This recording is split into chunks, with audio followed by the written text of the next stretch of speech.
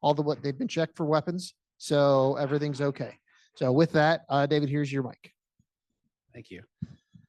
I'm going to defer to my commission counterpart to kick us off. Oh, great. This one. I'm green. Great to see everybody. My name is Commissioner Scott Rupp. I've been a commissioner on the Missouri Public Service Commission for 10 years. And this is pretty much my last official event as a commissioner, as I'm going to be leaving probably at the end of this week. My replacement has been named, should be confirmed by the Senate probably on Thursday. So you're going to get Scott Rupp like unfiltered. So as if I'm not usually unfiltered. I'm surprised after last year's event, I got asked back with my doom. Years. It's really taken 10 years. It's taken 10 years. There's a 6-year term, and they tried to get rid of me, and I just kept hanging on. And now after, I guess I was serving at the pleasure of the governor, which I guess I'm no longer pleasing the governor. So that's it is a risk. It is a risk. So, but hey, great. We're just going to chat. So it's just kind of like you all are just going to be kind of listening in. And if you feel free to interject, if you have something, let's keep this very informal. Just kind of motion your hand and we'll call on you, because this is just going to be a conversation about community-based initiatives, which is kind of like boring sounding, because really it's just, we're going to talk about, and at least what I think we should talk about is like community engagement and people engagement, because you don't really have community-based initiatives if nobody is participating. And I know what you do is interact and interface with the communities and people all the time. So go ahead and tell us what you do, and then let's start it off. All right. Well, I'm on. Yes. So my name is David Springe. It's a pleasure to be back. For those of you that don't know me and didn't get cross-examined by me at some point, I spent 22 years in the Kansas regulatory proceedings, started as an economist at the KCC, went to be the chief economist at the Citizens Utility Ratepayer Board, and then spent 13 years as chief counsel for CURB, doing my consumer advocate thing against fine companies and fine lawyers in this room. I was active in our national association during that period, and when our national association executive director called and asked me to come to DC and take over, I hopped out. So about 8 years ago, I left Kansas, moved to Washington, DC to run all of the state consumer advocate offices. But I am back living in Lawrence again, because remote working is a wonderful thing if you get a chance. So we're actually back, and I'm a Kansas resident, an Evergy customer. So I'm keeping an eye on you guys. So the interesting thing, so community engagement, I think of it in two ways. So first of all, my members, when I was in Kansas, and the members that I have, NASUCA is 61 members operating in 45 states, we're the statutory advocates for consumers. So somewhere someone wrote a law in that state that said, hey, somebody should have a consumer advocate there and present to provide evidence and make arguments on behalf of consumers to offset or at least counter some of the arguments that utilities are making. So we represent, depending on which office, residential customers, maybe residential and small business. That was my statute in Kansas. About half of our members live somewhere within the Attorney General structure, so they represent all customers. But we tend to represent customers as a class. So community engagement for us is trying to go out and engage and get information of what people think writ large to inform how we advocate on your behalf as a class. Now, obviously, as a class, that involves a lot of people with a lot of opinions, some of which will agree with us, some of which will not. And I think that's good. There's really been a big push on a lot of areas, around equity and social justice issues. And sometimes those are sort of hot button issues, depending on sort of the politics of where you're at. But really, that's just another word for try harder to get out, engage, work with the communities that maybe don't have the easiest time to get engaged in our very technical process. So when I look at that, that's kind of where I look at it. It's a little different than maybe a grassroots group that has something that they want to advocate up. It's a little different framing for me. So how do you do that? Because when I first came on the commission, there was a study I read somewhere sometime, can't remember it, but the one thing that stuck with me was that the average utility customer thinks about their utility or their energy or whatever like 12 minutes a year, which was basically the amount of time it takes you to write a check. This was back when people used to write checks. There's probably some people in the room, they're young, that don't even know what checks are, but that's when you would write them out and mail them in, and you didn't have all that. But so that's the only time they think about it. So how can you engage a population that doesn't even know or even stopping to think about something unless someone is either paying or inundating them with a viewpoint? Yeah, so that, you're right. And I think 12 minutes may be generous in terms of how often and how much people That's look what at she their said. utility bill. I think the study was 8 minutes, but yeah, close enough. So, one of the things that when I speak all over the country and I engage with, I will say at this moment in time, there are more active interveners in processes or political action groups or funded 501c3s that are pushing an agenda in some variety. We used to work hard to try and get people to come to public hearings when I was doing, Evergy rate cases. If we got 100 people, it was a thrilling night out of 660 some odd thousand customers, which was pre-merger, pre-Evergy merger. Now they self-identify, right? They are going to come at you, which is both good and bad. I think it makes it on the one hand easier to get more viewpoints in, and I'm sure I'd love to get your opinion on this. You get more input and more viewpoints, but you also are subject to getting more incorrect viewpoints or viewpoints that are strongly held yet factually dubious. And you have to, when these show up at your commission, Scott, how do you sort of the chaff and try and hear everyone, but also remain factually based within the confines of your statute? So, yeah, obviously there's the NGOs and the political organizations, and they're driving you people. So does your office or do your organizations, do they seek any type of engagement from the community that is outside of a public hearing? Is there efforts to go out and try to, the man on the street that's not getting, 50 emails or didn't sign up for a text message from an action alert or something? Yeah. Well, I think, so every office is different in how they approach it. It's hard, I will tell you, because you're right. The people that have an opinion will self-identify and tell you their opinion, whether it's a valid opinion or a factually based opinion, that is what it is. In terms of other groups, working with some of the social justice communities or the low income communities, you can usually reach out within the community and find people to have engagement. But yeah, I mean, when I would speak, yeah, the quickest way to sort of get disinvited to a party is to tell them what you do and ask somebody about their utility bill. You're right. The vast majority of customers just simply don't care. I mean, they might have an abstract care about climate. They care about their lights coming on. They care about their bill for a few minutes while they can pay it. But yeah, it's hard to get to sort of that group. And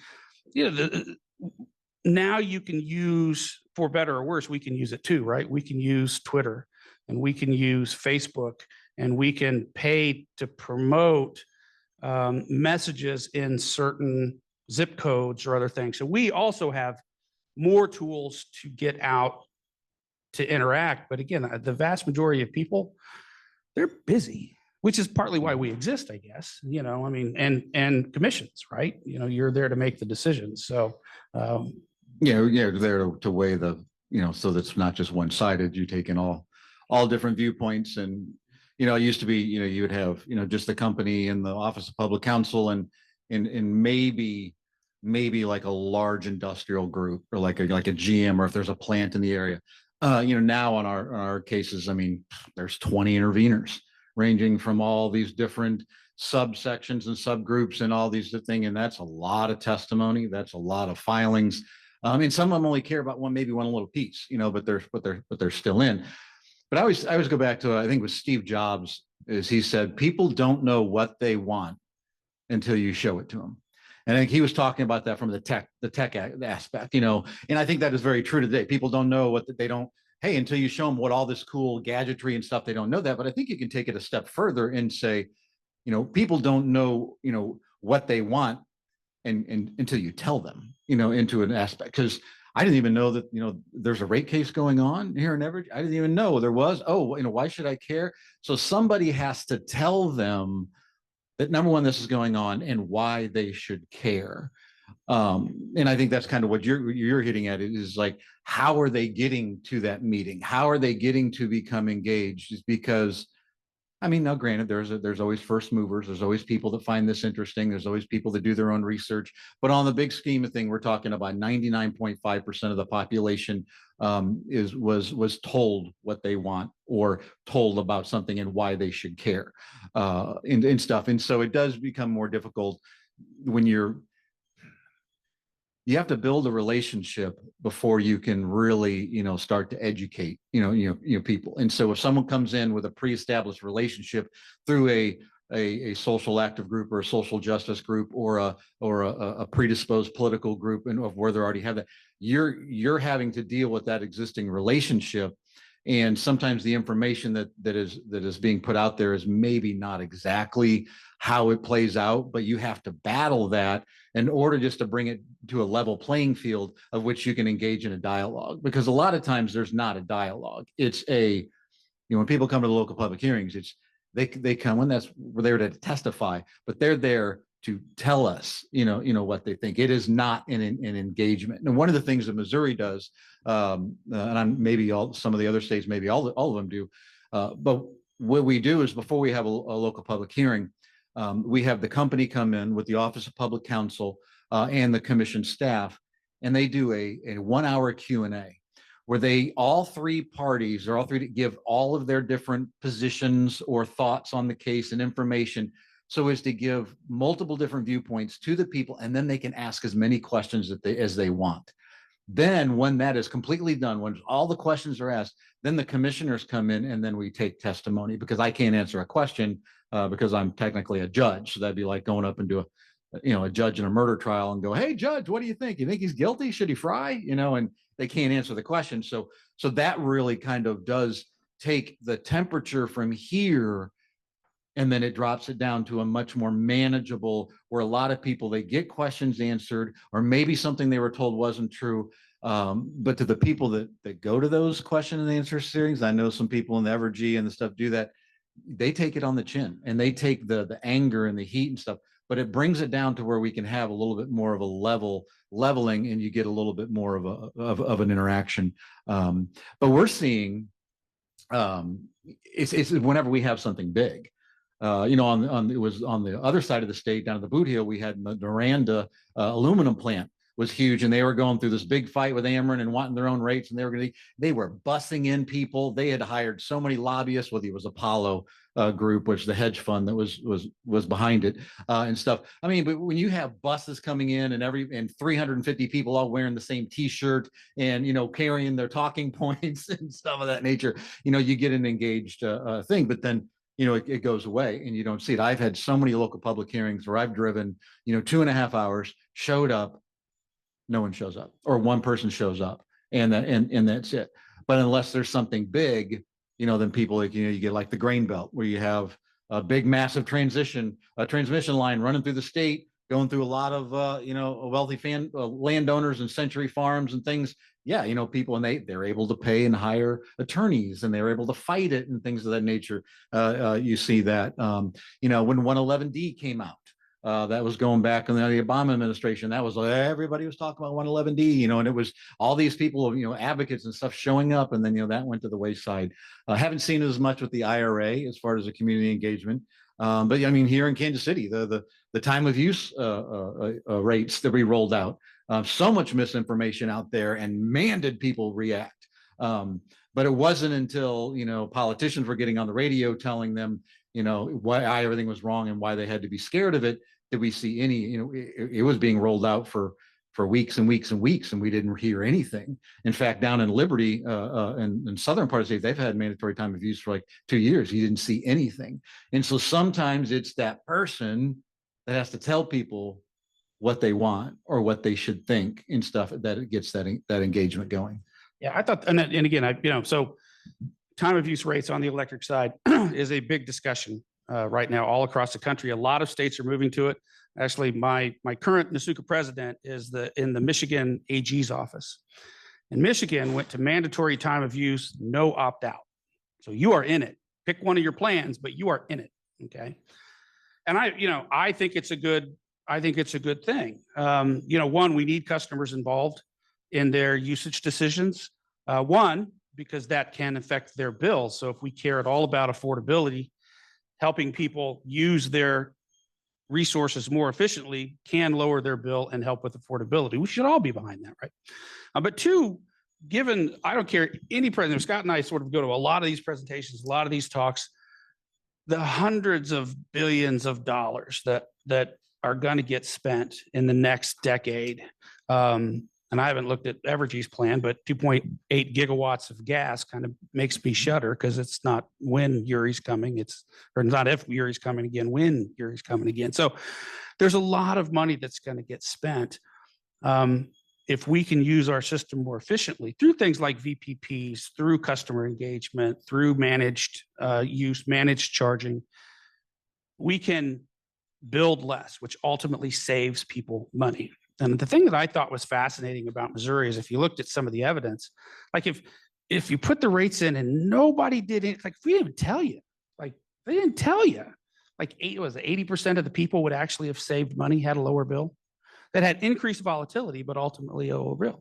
And if those people actually moved a little bit, then, shifted their load a little bit, then more people could save. So this is actually a net positive. And you saw the Missouri Public Council, who's my member in Missouri, come out very strongly in favor of pushing it. In fact, filed a petition for reconsideration to try and, when the commission said, okay, hold on, we'll pull the plug on this and hold on. My member office said, you don't pull the plug on 80% savings for everybody. What are you doing? But again, it was a fascinating ecosystem to watch the rhetoric, watch the political commentary. One of the fascinating things I always think for a commissioner, I always feel bad for commissioners, right? I get to advocate in front of them. I don't have to make the decisions. They don't let me do that. I wish they would. But you get, there's always like one grandma, like, oh, there's one grandma who's going to get hurt. They'll have higher rates. They'll be afraid to turn on their air conditioner when it's hot there.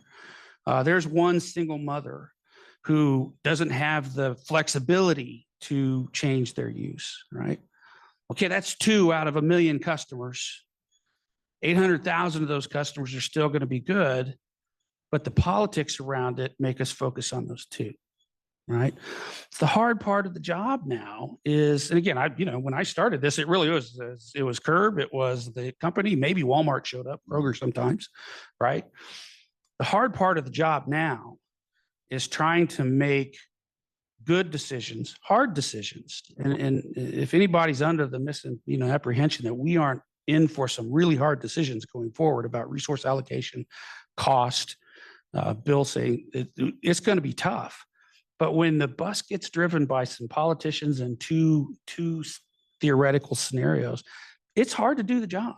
I mean, it really is. I thought Missouri is fascinating and a bit of an education story. Yeah, people are watching what we did here in Missouri, and they're going to be studying it for years. But when we were going through the process of the TOU, Evergy's senior vice president came and testified, and he said something that really stuck with me and really didn't help their argument, which really made it even more important because he was kind of giving a nod to what we were going through. But he said, there was so much turmoil, so much misinformation, so much anger about what was going on over here in the Kansas City side with Evergy. And he said, you know what? But I've been here long enough. And this is the same thing that happened when we rolled out MIA. When we started rolling out that, there was so much pushback and people, I mean, who here is against energy efficiency? No, everybody think it's great, and it is, and you can save money. But when it was rolled out, there was so much anger and angst and distrust. And he said it was almost like we're watching the same thing. And he's like, and it just kind of made me take a step back and say, you know what? Everything is going to be fine because now everybody thinks me is great. I mean, it's awesome, and people are saving money, and you've helped people save money and invest in their homes in energy efficiency and for decades now. But now we think it's great. But back then, man, we were taking it on the chin. And he's like, so I think everything is going to work its way out. And it really comes down to is just that the public's engagement is usually a knee-jerk reaction to change. And we don't like change regardless of what it is. I always say most people are down on what they're not up on. And if they don't know what it is and they haven't educated it, the initial reaction, the negativity bias that all of our brains operate under is to fear it. It is change. And I think that's what you're seeing. And now you've seen, here on this side, the whole thing is calmed down, and people are like, oh wow, I'm saving money on this. Oh, this isn't, this is great. I mean, I can actually choose my own thing, and the government isn't forcing me to do something, and oh my gosh, and stuff. And that's ramped its way down. But what you see and what we see, and these initially things come out, is so much pushback. How do you take that with a grain of salt and then try to factor it out and say, okay, so who is here? Who's here because you care and you want to know, versus the guy next to you that's being paid $15 off of the internet. He signed up on something to be here and protest. How do we type of discern that and then get information and facts out to people that actually and it just takes time and it takes effort and you can break through that. And the interesting thing we saw here on the community engagement piece on the TOU stuff was I went to a event, got screamed at, and my staff got poked in the chest, spittle in my face. This is all over your utility rates. And finally, I was like, how many people here are Evergy customers? It was like 5. They were sitting there and they were taking notes and they were learning because they knew it. But then they had the opportunity to go on Evergy's website and get real factual data about their energy use. And they were like, okay, everybody else was from the co-op or from somewhere else and were there because they just wanted to vent and they had no access to information. They had nothing to do. So literally, I was told I was a plant from the Chinese Communist Party here to implement ESG, and you wouldn't be able to buy anything through Amazon if your ESG score wasn't good enough. And they were implementing it through the utility rates. And I was probably on the payroll of the Chinese government. People sitting here trying to learn, you're dealing, and they're having to deal with this and being shouted at. But at the end of the day, they had a portal to go get actual information. And that is why things eventually settled down, because the people that were there to yell, they found something else to go yell about. And the people that were there to learn, they got factual information. And now you're seeing that. But it's hard when you're sitting there and I don't understand how you can use with all the different people you have to represent, from the far left, the environmental stuff, the renewable stuff, the over here, the consumers, the low income, the single mom, and how do you do that dance? Yeah. Of trying to, you can't make everybody happy, but you're still sometimes funded by certain things. So. Yeah. Well, I'm a very good dancer, so we'll go there. Frank, what's up? Commissioner, thank you for your long years of service at the MPSC. Got a question for you. What influences you the most sitting up in the ivory tower in Jeff City in these cases? And I mean, not only you, but the other commissioners too. Okay, so every case is different, and all things do are weighted differently on the different impacts. Sometimes you just have to look at the different commissioners and like where's their default? Everyone has a default. Either A, you're coming in, maybe your default is with the consumer advocates and you're there for the consumers and stuff. Maybe you're there because you're pro-business person and you're there for the company and let them just run their thing. Maybe you're there because your bent is on the environment and stuff of that nature. So you got to figure out where is everybody's default, and then you got to move them off of that default. But, you know, there's some people that they key in more on certain subsections, because one thing on a rate case, it's not one decision. It's 500 decisions, and you just make all these little tiny decisions, and then they get rolled up into the case. So there are certain things you just you pay a little bit more attention to, maybe your bigger ticket items. You know, some people are just they're deathly afraid of rate shock. Oh my God, we can't raise. I'm not that afraid of it, because I mean rates are going to go up. We know that. I mean, no one comes up to me and says, "Hey, Commissioner, thank you for my rates went up 7.9 cents instead of 7.10 cents." You know, nobody does that. So people are always there. I don't want my rates to go up. I don't want to go up. I don't want, and that's like a default. We don't want them to go up as well.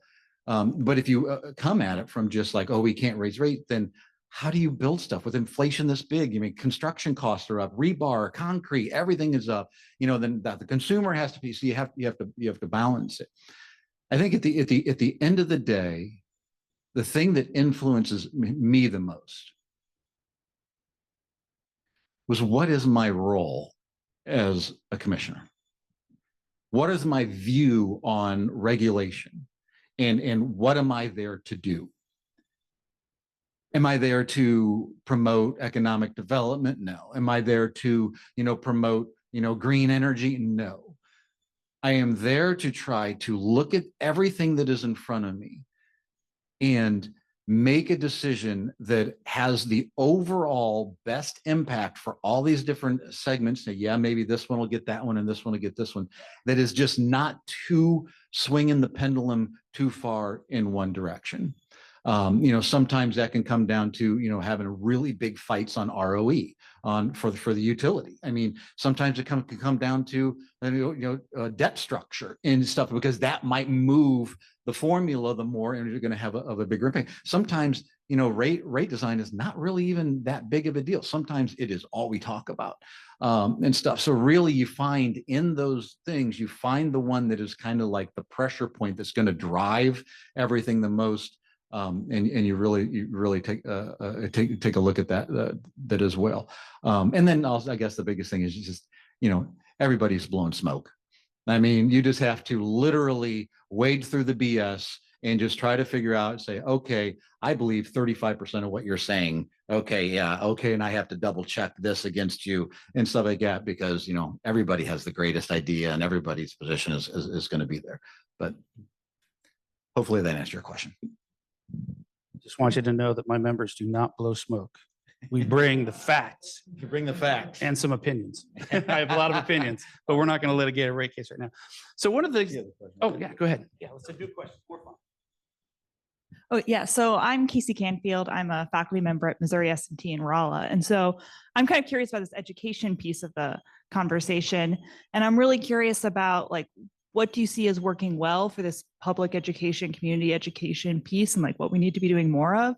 And I'm really curious about how that changes for like different issues and different types of communities.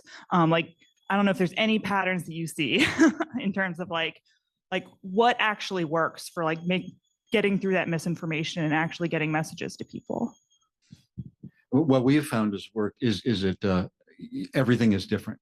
And so it's a little bit of trial and error. So what you'll see is you could find, you know, what part of the state are you in? What's the makeup? You know, sometimes, you know, you can still put stuff in a print. If there's a local town newspaper, you can still put something in there. And, you know, there's a section of that population, they're going to read that, you know, and stuff. Sometimes bill inserts don't work in certain areas because they toss it. Or most people, if it's a younger thing, most people are getting email bills. And then there's like, or I'm set up on auto pay, or I'm set up on, you know, budget billing, and I don't even see the variations on my thing because it's smoothed out and I'm auto pay. You know, but you'll find in those areas where you're going to have social media, you know, billboards, you know, in some areas they work great, but what is I'm trying to do? The billboard might drive awareness of something, but it has to drive them to something, drive you to the website. What we're finding more is the websites, the dedicated web page, not just don't just take me to the company website, the dedicated web page. If you can drive people to that, whether it's their usage or whether it's something about that, and then it's just you're trying to drive all that traffic there, and then you can do that via mass media. You can do that, with it's harder to do with radio and stuff. But that certain things are for just more. If I just want awareness, hey, there's a political public hearing and this is going on. You can do that on mass media. But most of the time is you're really trying to target the social media, the emails. One of the greatest things with what Evergy now has, with all the TOU stuff, they're going to have the most educated, engaged populace of pretty much any utility, because I don't know, what is it, like 90% of their people have like an online platform now, whereas most of utilities are far below that because they haven't got that, that engagement. So the geography and the what the issue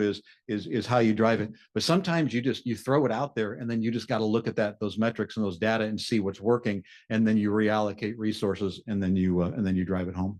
What do you see? Well, I think this is an interesting area, and one of the things that we talk about when we sit down with the regulatory commissioners nationally, with the industry nationally, I think there's a real opportunity for us to get together and message. It's not your dumb old utility where it was a set it and forget it. We had analog meters and nobody had to pay much attention, right? If that's not the world that we live in, and that's not the world we're going to operate under going forward.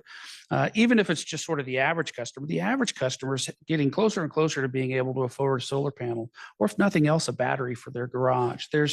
There are homeowner technologies now that are going to force a conversation. Again, we go back to, we have to continue to work to make customers aware of what their actions and what their actual usage decisions can mean. Now, you're right, 50% of the customers, maybe you'll never get to them. I don't know, but it is an area where the companies and the commission and the consumer advocates can all work together to continue a stream of information going out there. And then I think, I'll be honest, like most of the industry is a bunch of old white guys with white hair like us. We need to hire some like 17-year-olds that understand how to make a TikTok, right? Like I can't do that. How do we make this stuff sexy and viral, right? I think we have to think about how to get to the community where they're at. And right now they're on Facebook and TikTok, I guess, unless it gets banned, I don't know, or got banned. How do we do that? And again, I will tell you, I'm terrible at that. My Nasuka social media page is awesome. I'm just not good at it. But again, I think there's a lot of opportunity, and there are a lot of issues out there that we can engage different segments of the community and then work with trusted community partners to get that message further. I think it's just going to be harder than it used to be. And I remember having a conversation with the utility way back when I started, and they're like, we super want to be invisible, right? Like we don't really want to do any of this stuff, because as long as the lights come on, nobody yells at us.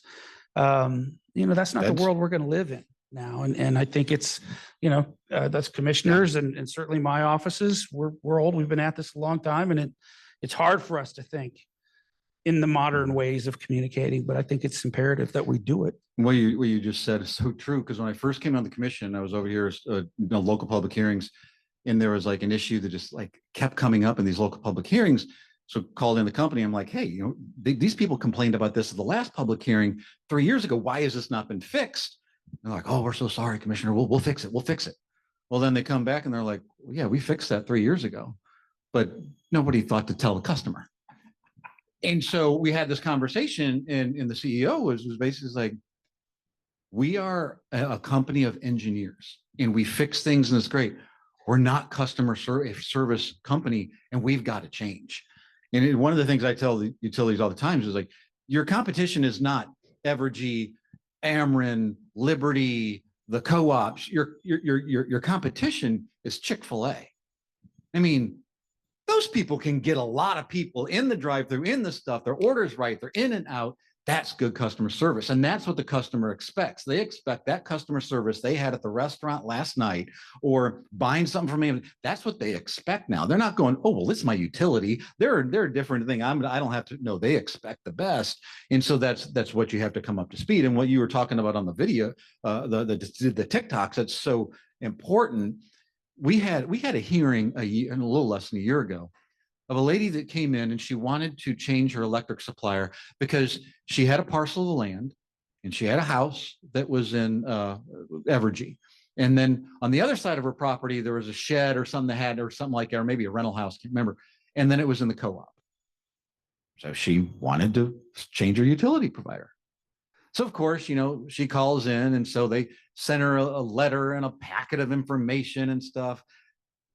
Well, she just thought, hey, I just want to change my supplier. And of course, who's going to read a packet this thick of a bunch of legal jargon and stuff?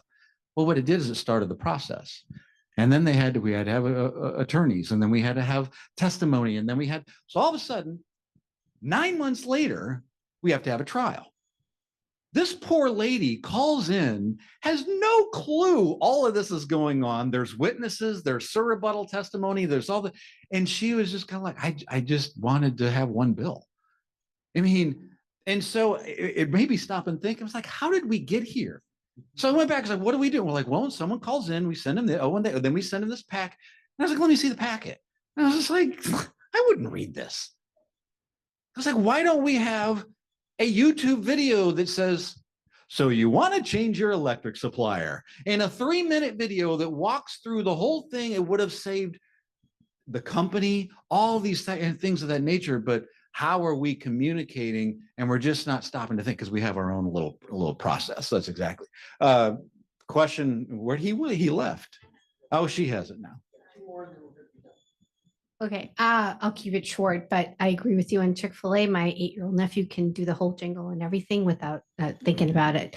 Yeah, he loves chicken in general. But anyways, I think communication is a huge piece. Generally speaking, utilities have always been something in the background. Consumers have never needed to think about it. It's just been there. So I think it's a whole new behavior or mindset that consumers need to get into. So I agree with you that there needs to be more outreach from everywhere related to the energy piece of it. But the reason I raised my hand was on folks participating in convenings and public meetings, or even as interveners in public hearings that you all have at your level. A lot of the folks that on the nonprofit side, they're volunteers. So when you have public hearings in the middle of the day, they have a day job that they have to go to, right? So if they can't make those hearings, then their voice will not be heard, or they're not going to be able to participate, even if they have the education or the knowledge to be able to do so. So I think timing and understanding of that is very important. But how do we help those folks outside of timing wise, like actually, participate better in these sessions or in the public hearings is the question I have. Because I think I get that from the federal perspective is, how do I participate? How do I even know about them, right? To your point of communication, I didn't know about it till 2 days before. So how do you deal with that? Well, one of the things we found is very successful was, post-COVID, we started doing virtual public hearings. We found engagement actually went up, because it was a thing.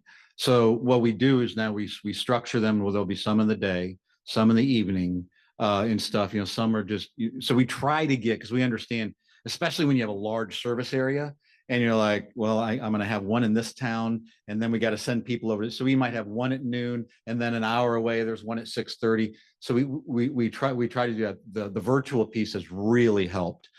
Because you are getting, engagement went way up, in which actually we get more engagement on the virtual ones than we do the in-person ones, which was great. So that helps. That is there. Do you have anything? No, I think, I guess the one good thing COVID gave us was remote access, and everybody can find a voice. Most of my members, most of the state commissions across the country have moved to some form or another of virtual processes. I think they still go out and do the travel ones, but the travel ones are, I remember, God, when we were representing the Aquila Electric affiliate in Kansas, I mean, you had to go out to like Dodge City, and the commissioners never invited me on the plane. I had to drive. So, We have that's a plane? that's a long Oh, haul. actually, right. Years ago, they used to take, Yeah, go on they the used to plane, take yeah. they used to take Yeah, the we don't do governor's that plane anymore. to Dodge City. They just fly in, have dinner, sit. I had to drive 5 hours, right? It's, I think virtual is the future. Now, I think we have to get more creative about how we do virtual, just because, for the pluses and minuses of something like Zoom, it is kind of limiting. It's hard to have a dialogue. You can certainly get input from, which again, for a legalized public hearing, that's all the commissioners can do in a sense. So it's a good way to get input, but it's not a good way to have a dialogue. It's not a good way to have kind of a workshop where you try and educate people. So I think there's still work to do, but it's, again, head and shoulders above where we used to be. And I think there's a big move, as I said, across the country, not only just sort of how do we do public hearings better, but how do we get to social justice communities? How do we get to environmental justice communities? How do we actually get out and meet the people more where they're at? So I think, most every commission that I know of is rethinking how they do that. Now, we are, I think, to some degree still stuck in our old ways because, we're not young and modern and fast on our technology, but it's vastly improved from where we used to be. And the locations are huge, because if you have to have the varying locations, because that's where you can find out if there's something locally wrong, but also you can find themes. And that's what, when I go to there, I listen for themes. It's like, did I hear this here and hear that there and hear that there? That's beyond like, well, it's unaffordable, things I need. That's where you can find out there's a customer service issue or there's an issue. So you have to have those. Question in the back? Yeah. One last thing, just a comment. So I mentioned earlier in my presentation about the public engagement recommended practice. One thing we've realized is I think as a industry, we've relied on right-of-way managers, the guys who are out there in the communities, to be the one communicating the message. See, the emotional intelligence factor, like there is a certain way you need to present information. I think all the things we're doing with virtual and all that opportunities to bring more people into the process are great. But on a day-to-day basis, the people in the field who are communicating the message, do they have the right skill set? That's something we've talked about quite a bit. Yeah, I mean, a lot of companies don't have a message problem; they have a messenger problem, and if you don't, if you don't believe the message, if you have little doubt in the message, you have a beef, or you already have a history of the message, it doesn't mean what the message is. They've already discounted it. I think you're spot on. All right. If you can all join me in thanking both of them today. It was fantastic. I hope that was a great replacement for some sugar. I thought it was very interesting. Thank you both very much. So right now we do have a quick break before our last session on grid modernization. There is